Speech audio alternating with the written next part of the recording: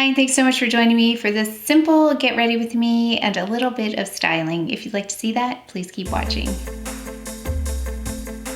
Thank you so much for your questions and comments, which inspired this new series. So hopefully it will be a series, but I thought I would try to do something more simple every once in a while. Actually, on Saturdays, I think would be a good day to post. So simple makeup Saturdays. And all that means is I'm going to kind of pare down my makeup because I know I have access to a lot of makeup. So layering is really easy for me because I have so much. But I know that many of you don't have as much as I do. So I thought I'd try to stick to one blush, one bronzer. I even skipped concealer today. So I don't even have concealer on my face. I do have it under my eyes, but nothing to cover up the spots. So I wanted to feature more simple looks that are easy to replicate as well. And then I had a wonderful question, which is driving the style portion of this, as well as your comments. I know some of you are really interested in fashion and styling things up.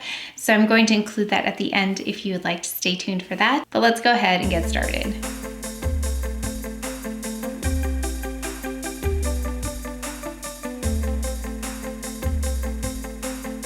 Go ahead with the SkinCeuticals Daily Brightening UV Defense Sunscreen SPF 30. It's the one that brightens an even skin tone as well as provides SPF. So I wanted to show you this under makeup as well. There's a bit of a pearlescent finish to it. It's very subtle.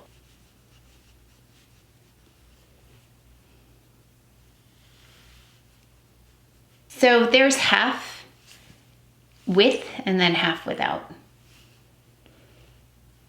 Like I said, there's a bit of a pearlescent appearance to it, but nothing that I think is really distracting. And actually, it's more of a glow. It's very subtle. Okay, let's go ahead and finish up the other side. Then making sure to get into the hairline really well. Then we have the Silk Primer Serum. I used this so long ago, I don't really remember it. Here's what it looks like. So let's see how this looks on top. Just have a slight fragrance to it. Okay, let's go in with the foundation. I do have mine in 260W, and I purchased this in the winter, so I haven't really used it since then. So let's see how this works with my summer tone, which is a bit deeper. So here's the shade right there. Using my Shiseido brush. Almost has a bit of an olive tone. A little bit light for my forehead too. Huh. So I do have a little bit of pilling, just a little bit. It might be from the sunscreen and the primer because I haven't had an issue with the sunscreen and foundation in general, but I haven't really been using it with primers aside from the the Chantecaille.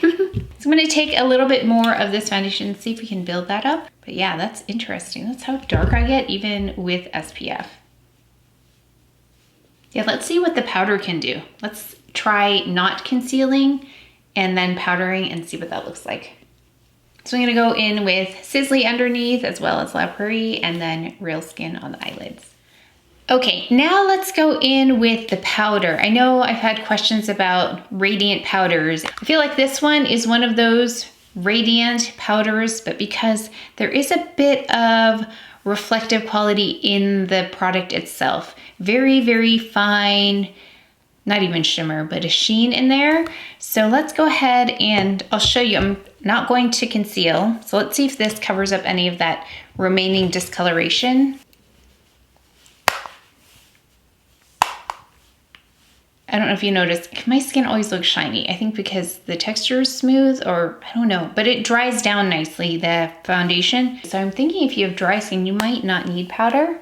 Now this one has more of an actual setting property versus the Dior one that I recently tried out. It has a certain radiance to it, but I felt like it didn't really set for me. This one does set more like a powder. So I think these two shades go really well together. So 5 in the powder and then 260 warm.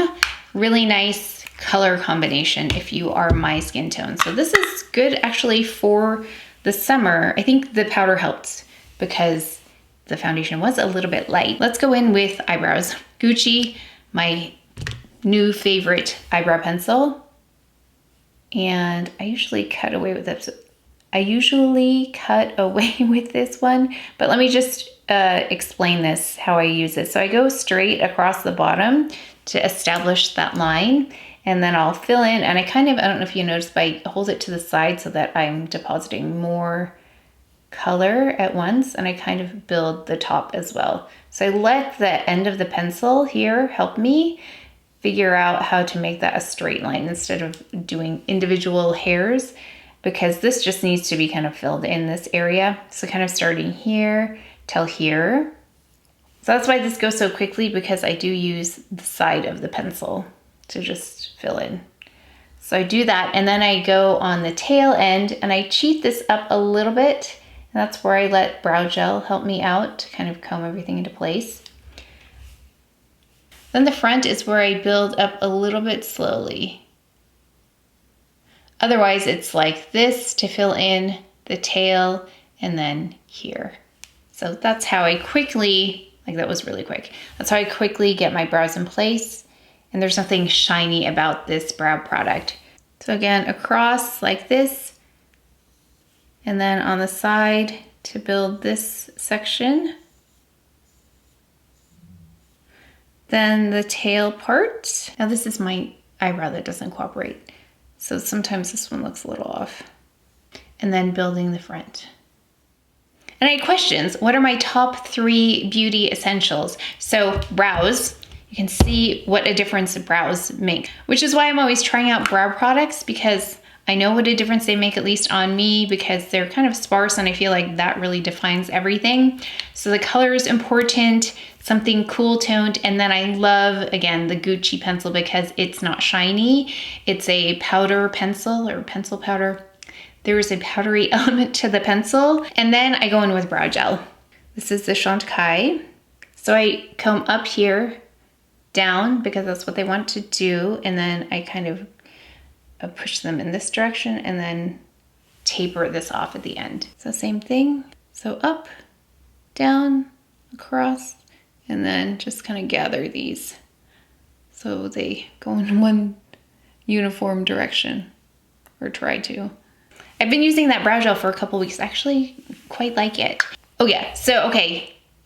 Brows. Concealer was the other thing I forgot to mention. Concealer is another essential of mine, because, well, actually today I didn't conceal, but at least under the eye. But if I could choose between foundation and concealer, I would choose concealer. I think we know what the third one is, but I'll show you when we get there. So we're gonna go in with between 3 and 4. I think we'll try 4 today and see how that goes. I just wanna try and use 1, trying to limit my products on these simple looks. But I do have videos on both of these if you wanna see.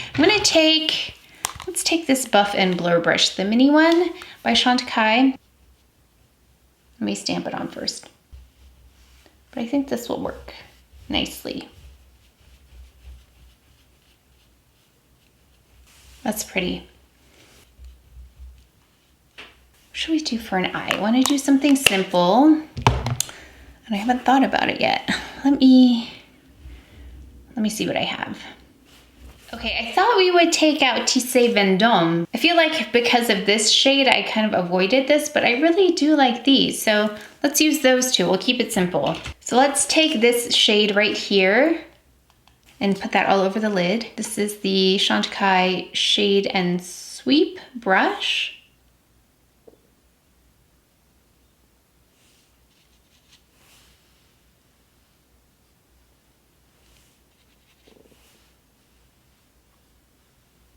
Pretty shade. Okay, I'm gonna go underneath as well. I'm just gonna take the same brush, but I'm going to turn it like this. I think it's good to revisit, because first impressions are a little bit tough, because depending on the climate at that time, yeah, just the weather conditions, I think, have a lot to do with how makeup performs. This one, I'm just gonna put that in the outer corner.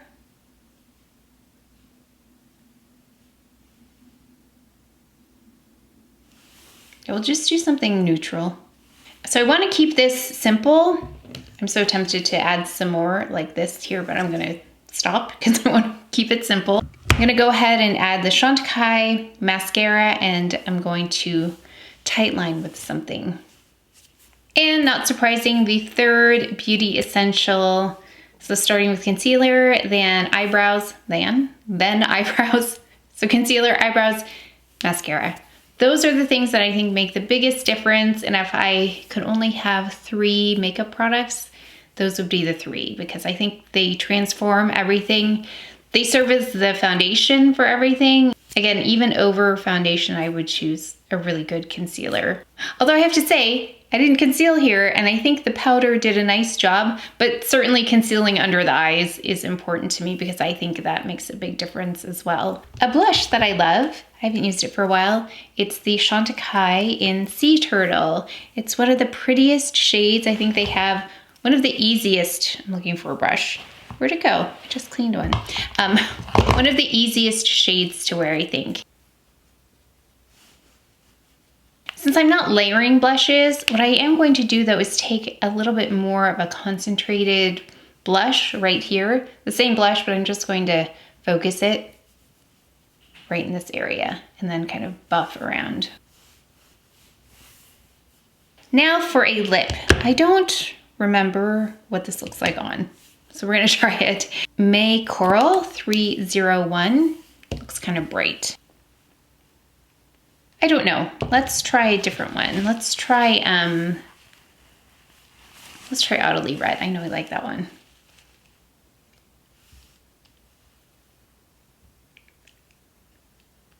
Now that is one way, a simple way to brighten everything up. Just softening it here. Let's go ahead and add the fragrance. I selected Whispers of Innocence by House of Sillage. Let me spray it first.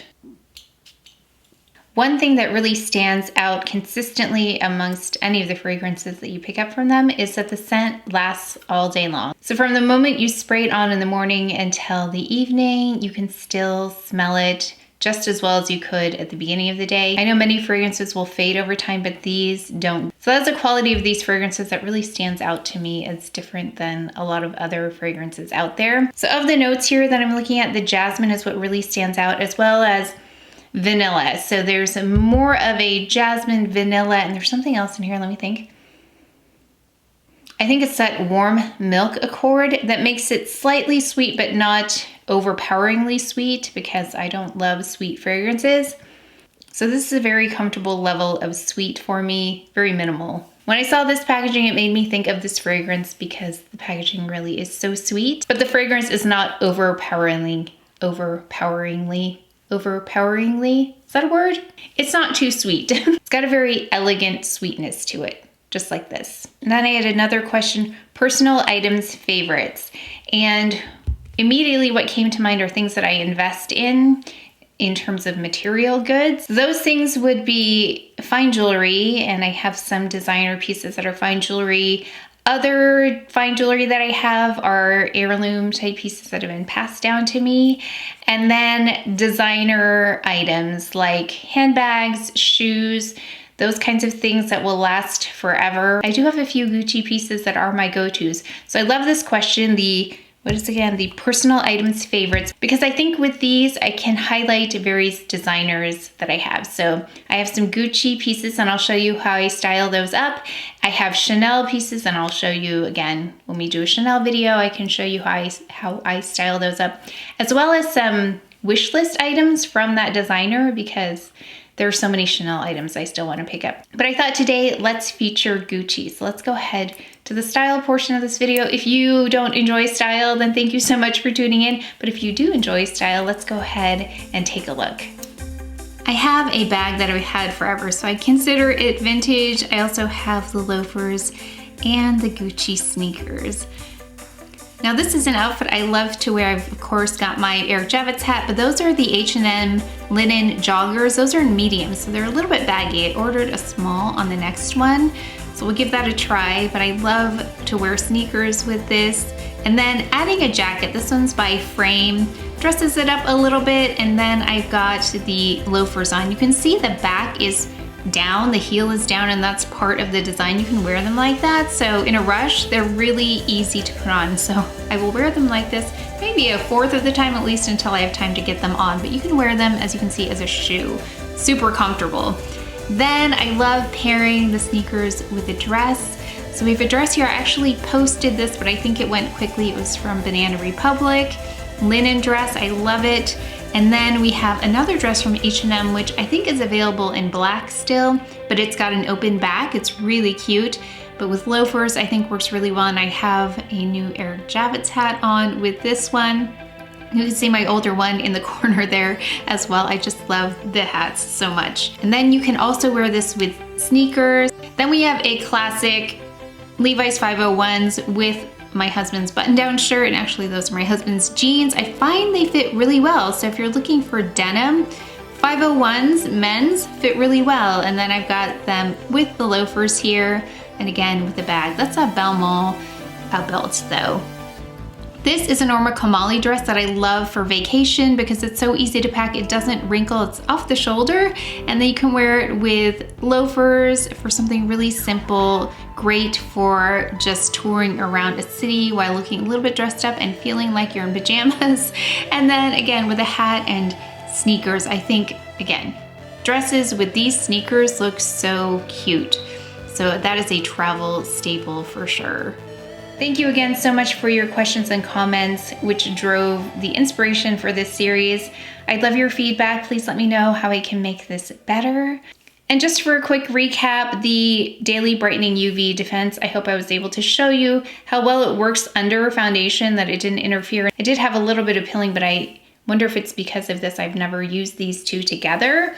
So that may be the case, but I'll continue to watch this for you. The combination of the primer, the foundation, and the powder, that's really beautiful. I don't know, I mean, I must have tried that before, but I'm looking at it today and it looks really, really nice together. So I'll leave all of the shades below in case you're similar to me. And then I chose number 4 because I feel like the foundation took a little bit of the, I have a little bit of pink in my skin, or even a little bit of red. So I wanted to introduce that back with this shade. There's just a hint of red in here. You can see how though the powder and the bronzer both have a radiance about them. So if you're looking for that, again, for dry skin, I don't even know if you need to powder this. You may not need to, but I did like how the powder set yet was radiant at the same time versus, again, something like the Dior, which had a radiance, but I don't know if it really set for me. And it might be my skin type. I'm more oily in the center. So I do require more of a powder that's actually going to set. And then these eye colors are beautiful, neutral shade. And I feel like I could have gone anywhere with the blush and the lip based on that eye. So I think that's great if you're not sure what eye to put with a specific blush or lip that you want.